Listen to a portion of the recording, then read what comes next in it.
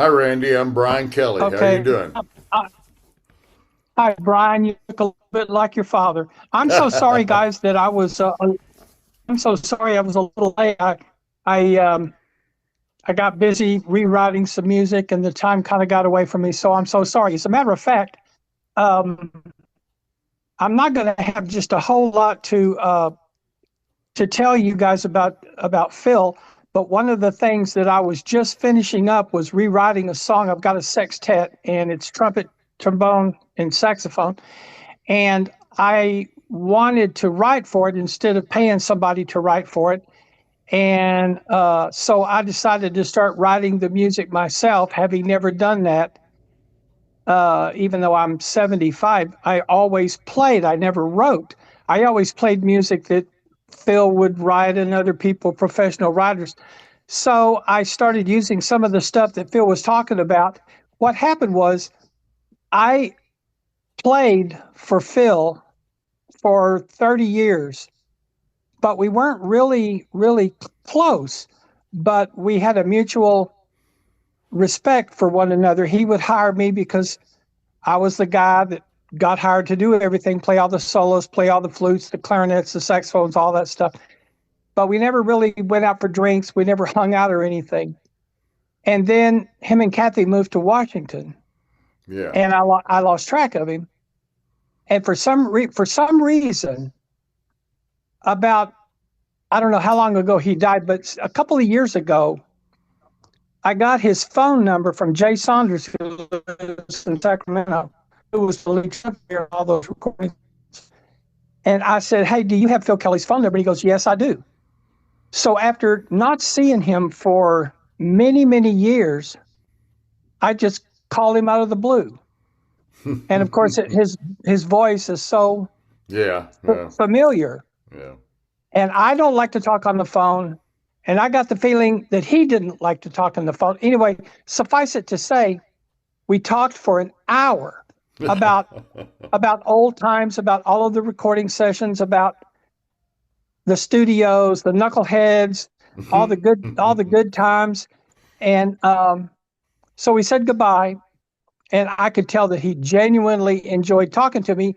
I could sense his loneliness a little bit because Kathy's been passed away for several years, and one gets older, and I know he wasn't married again, so I figured, well, I'll call him. So we talked. So the very next night, he called me, Yeah. and we talked for an hour and a half, Huh.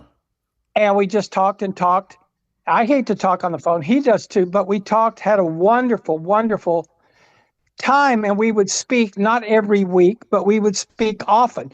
Him not being able to see very well, he was always yelling at me and cussing at me because I would text him stuff. I would text him different, different groups and stuff Yeah. that I knew that he would be interested in, and vice versa. And he would say, "Oh, text! I can't see the damn text." And I was like, "Okay."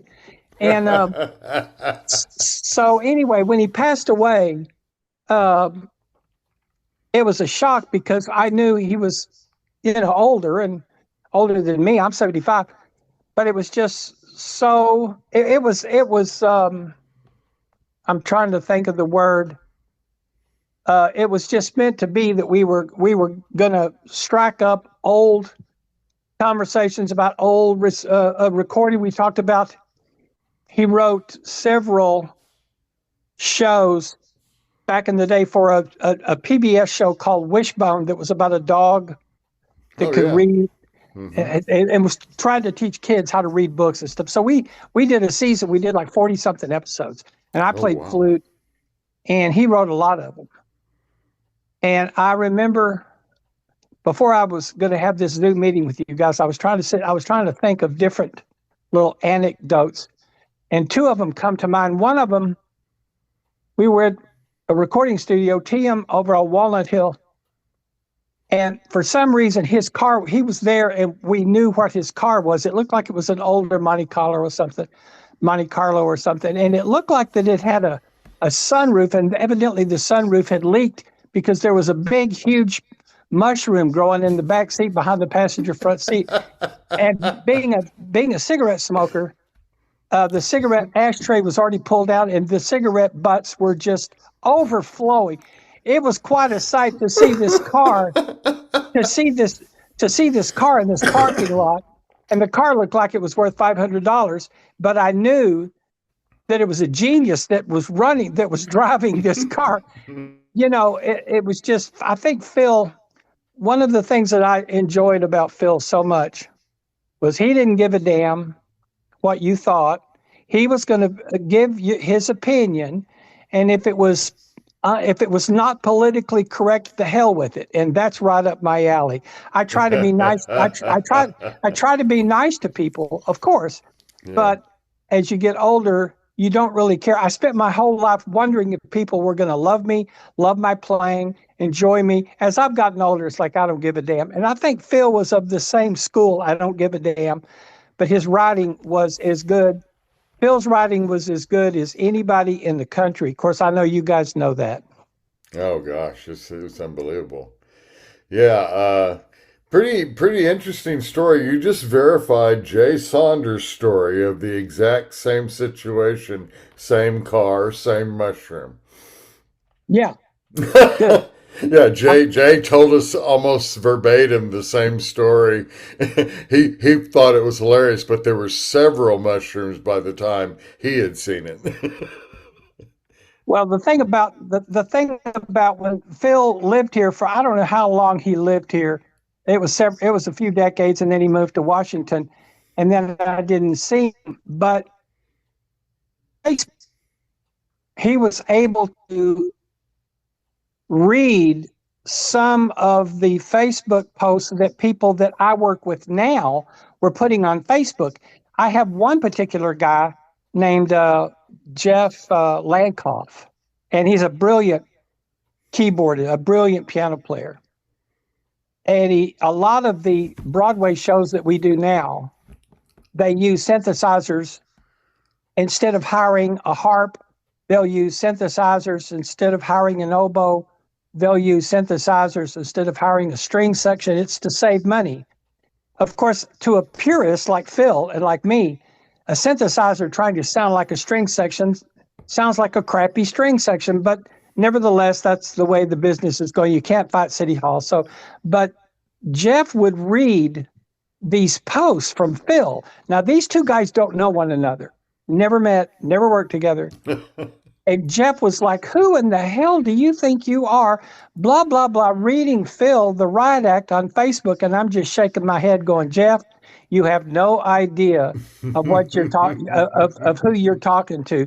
Phil Kelly was the type of person that was for the musician. He was for musicians and humans being hired instead of synthesizers. I'm sure that Phil would pull his hair out with all this AI crap that's going around now, Oh because yeah, Phil was just a purist, and yeah. that's one of the things I enjoyed. I was trying to think of some anecdotes. The only one that I can think of, we were doing some show, and it was a big band, 5 saxes, 4 trombones, 4 trumpets, rhythm section, and Phil played drums. That's how I first knew Phil as a drummer. I didn't know him as a writer. Well, no, I did know him as a writer, but I would work a few gigs with him. This is back when I was right out of high school. I was a child prodigy. And so by the time I was 18, I was I was the only freshman to ever make the 1 o'clock lab band in North Texas. And so Wow. and so I was playing these gigs, and everybody had been out of Vietnam. They were all older. Phil was much older. But anyway, we were playing a gig, and Phil was behind the drum set, and he was on a riser behind the band. The drummer is always behind the band and kind of off to the side. And we're playing along, and all of a sudden, I hear all this GD, MF, all this cussing. What had happened was Phil's stool had fallen off of the riser, and he fell into the curtain behind the band. And it was of course, half the drums went with him. The entire thing just imploded. And he was a big guy, and I guess he got up, and I don't remember if we, I don't remember if we stopped playing, or if surely we must have stopped because he just completely fell off the bandstand, fell off his stool, cussing like a sailor. Oh, it was hilarious. It wasn't funny at the time, but it was funny now. Oh, that's so funny. But I wish I had more anecdotes for you. Oh no, that was a good Oh, one. oh, this is Do you great. remember what gig and performance that was? No, no, no. I don't have any idea. We did so many shows. Phil would write a lot of for industrial film music, Yeah, like like a Coca-Cola or Deere tractors or stuff like that. There were lots of writers in Dallas back in the 70s and in the 80s.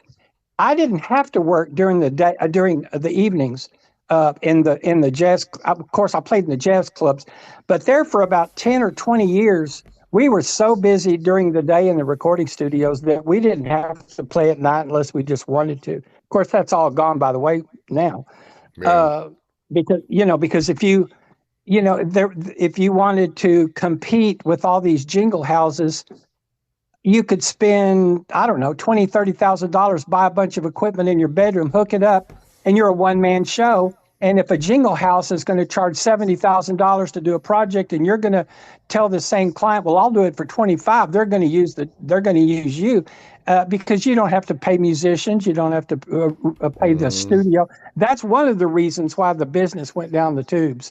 Yeah. But your dad was a purist, and I miss him dearly. I was talking to him before he passed away, obviously, asking him about different writing techniques and stuff, and he was very helpful. And a couple of things that he told me really, really worked good. So I was just so sorry and so sad when he passed away. Yeah. Randy, I'm Daryl, by the way. Nice But to meet you. Uh, Randy, hi, Daryl. Good to meet you, man. Good to meet you both. when you were working with Phil in the 70s and 80s during the day of the recording studios, did were you which places were you recording? Is it with First Com or TM Jam, Yeah, IRI? well, let's see. I'm not sure how much work Phil did at Jam because that was Chris Kershaw and Dave Zoller, but I'm sure Phil wrote for John Wolford at Jam. He must have. There was Jam. There, I never worked a lot with First Com. There was TM Productions, Tom Merriman Productions. The two best writers in town were Phil and Tom Merriman. Dave Zoller was a good writer, but Phil and Tom were the best. Uh, there was a January Sound out in Garland. Yeah. There, there was, Skip's there was, place. yeah, Skip's Place. There was Reel to Reel. Reel to Reel first started on Central and Fitzhugh. Hmm. Uh, Jam first started on Central and Fitzhugh, and then they moved out to Jim Miller Road off of 30. And then there was January Sound. There was TM. There was the place out in Las Colinas, place that Oh, looked like oh a yeah. Oh yeah. place that looked like an aquarium. Yeah. Uh, and then Summit over off of Greenville and Park Lane. That's not even there anymore. Mm-mm. I don't do any I, recording anymore. I'm semi-retired. The only thing I do now is just Broadway shows. That's all I do, and yes, occasional jazz gig. Yeah. we saw that you played on the Doc Severinsen Night Journey album.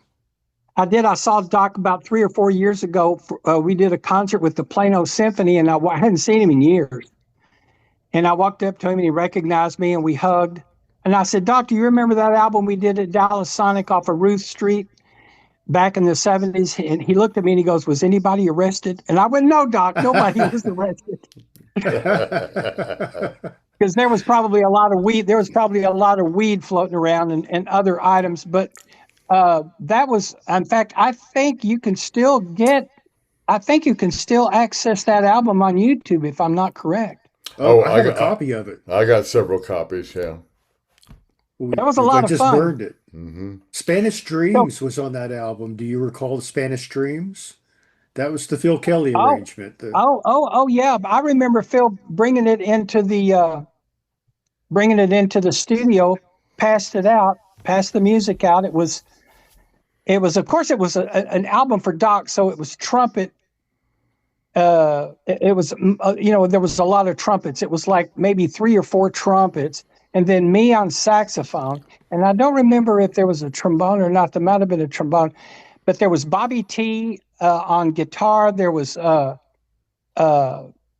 can't think of the bass player now. Ernie Chapman was on bass. The Yes. Paul Lime, whom we called Roadhog, of course, he's probably retired now, but he was like one of the top drummers in Nashville for decades. All these people were on this album, and he passed that music out, and we played it, and I absolutely nailed my part. So Doc said, "Look, go take a break." And then they rehearsed it for a few minutes with just the trumpets and the rhythm. And then Doc called me back in. Yeah, I remember that. I remember that chart. As a matter of fact, a couple of years ago, I pulled it up on YouTube and listened to it.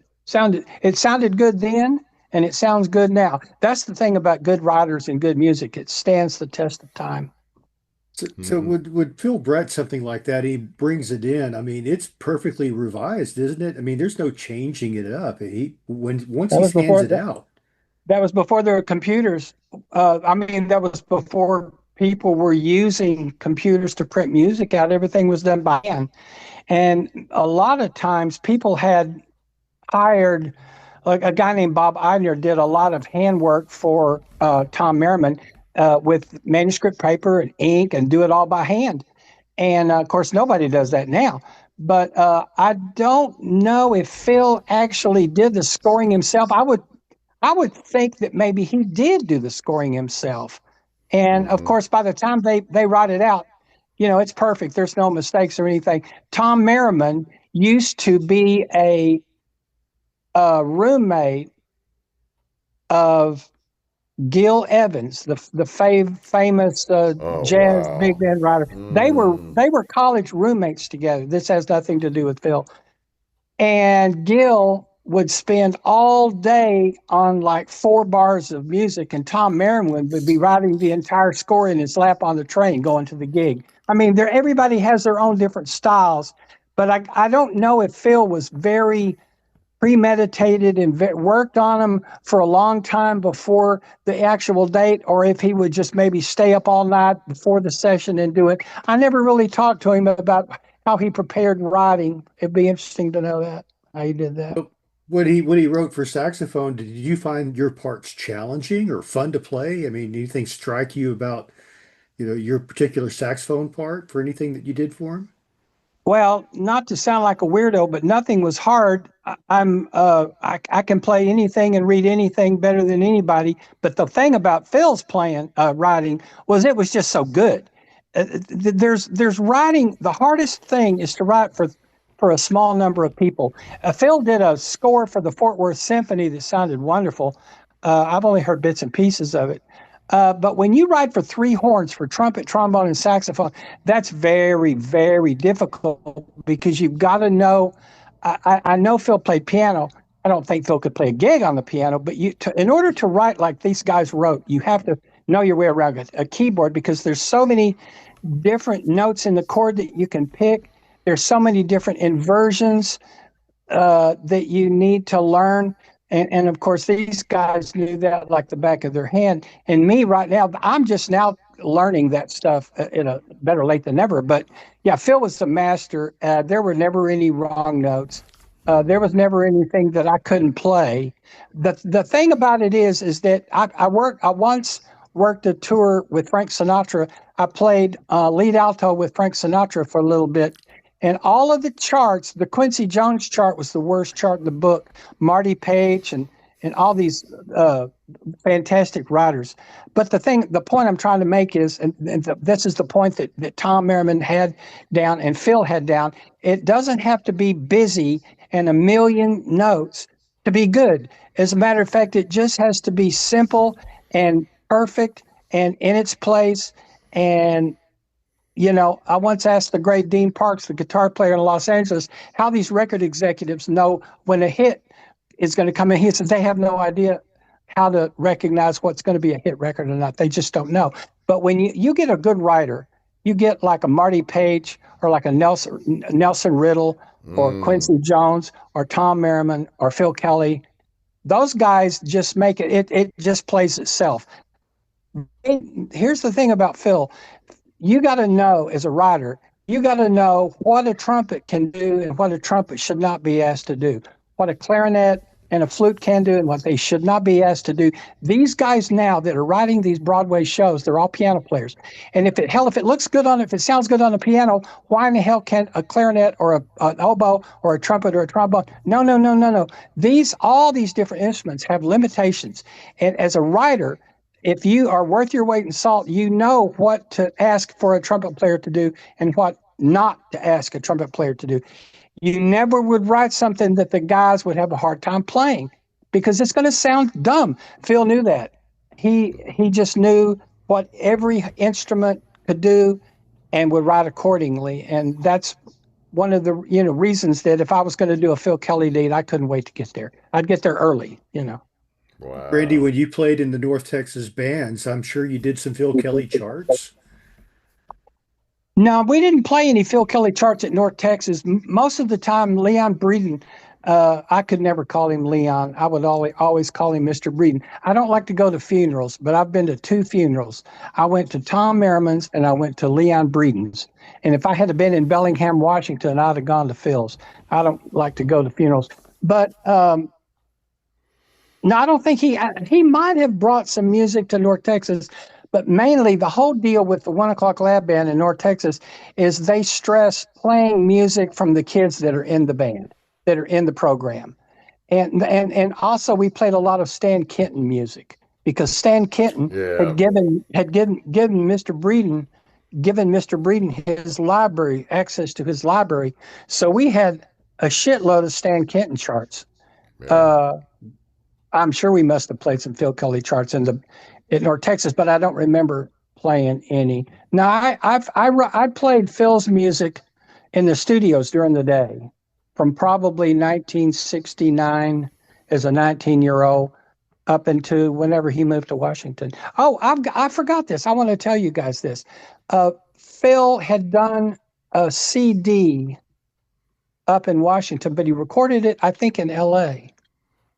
And they had finished the project. I don't know how many CDs he did down there, but there's this one that he did, and it had Pete Chrisley and Jerry Dodgen and all these LA studio players. And evidently, you put a track of saxophone and then you overdub a track of clarinet, then you overdub again a track of flute.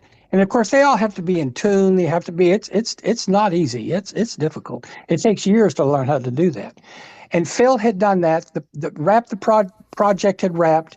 Went back up to Washington and was listening to it and discovered that the clarinets and the flutes were out of tune, and they cannot. You can't. Back then, you couldn't fix it like you can fix it now. And so I think they probably had too much booze or wine or vodka or whatever.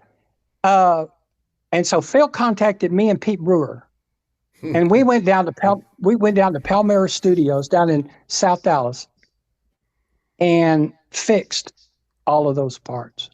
Wow. And we would have done it for free because it was Phil. Phil was asking, but yeah, we had to re-record all the flutes and clarinet parts. I don't think those guys in L.A. knew about that. I don't think they appreciate that. Yeah, that's an interesting story. Well, Yeah. you'll be happy to know, Randy, that all of Phil Kelly's charts are at North Texas now. They, Well, I didn't know that. I don't go up there much anymore because I'm busy with other things. But that's good. That's good to know because those kids up there, they need to know about Phil. They need to know about his music and his writing. That's good. I'm glad you told me that. That's good to know. well, we have a friend in common, Brian Brown, and he told me that you would have some stories about Phil. I don't have very many. I've got a lot of stories. Well, you actually played with him, and I mean, all those memories that you have working with him in the studios. I mean, that's valuable information to us. Well, good. I'm glad you guys are doing this. Hmm. Um, I'm sure you're in touch with a lot of studio players back in the day that worked with Phil. So good luck with you guys doing this. I'm so glad, Daryl. I'm so glad you guys are doing this.